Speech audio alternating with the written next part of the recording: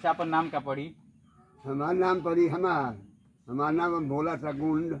अच्छा, भोला सा गुंडिया के नाम पड़ी। पहले बताई कि बिहार में शराब बंद बा? बिहार में शराब बंद कहाँ बा, चालुए बा। बंद कहाँ बा?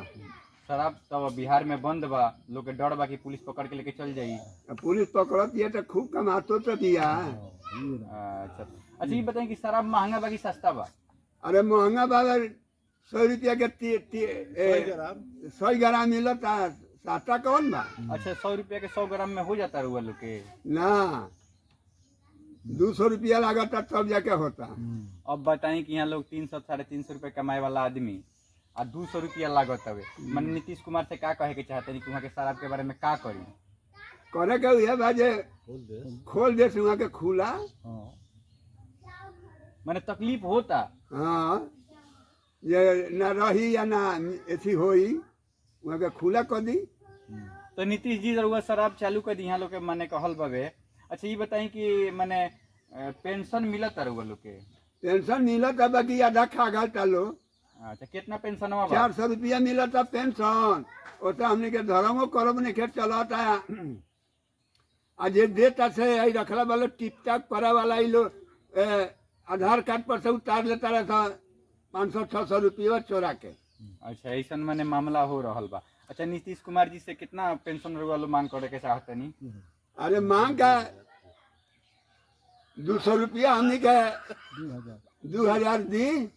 2000 रुपया रोलो पेंशन के मांग करते, माने 400 में तो कुछ होखे वाला नहीं ना। है। तो 2 दिन में रोलो 200 करके पी जाए मिलवा।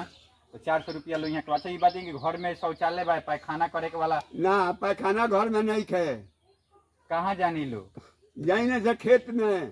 तो नीतीश कुमार जी तो सब करे के शौचालय दे देले बानी, कहनी कि वो शौचालय मुक्त माने शौच मुक्त बिहार हो गइल बा। ना तो खर बिहार हो गइल बा। तो हम तो रही नहर पर रातों दिन वही अपन मड़ई डाल के बानी।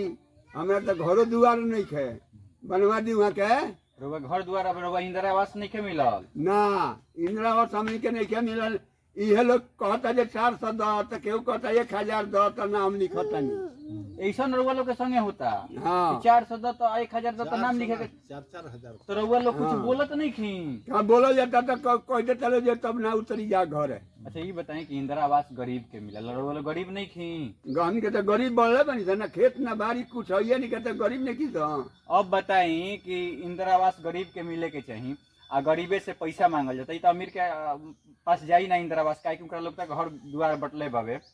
आ नीतीश कुमार जी से का माने अगर हुआ लोग के जीवन कैसन कटता बिहार में? अरे जीवन तो दुख ही कटता, कैसन कहल जा। दुख तो हमनी के बढ़ले बा, आँख से लगते नहीं खे, आ भर पेट अनाज मिलते नहीं खे। अब का चाहिए?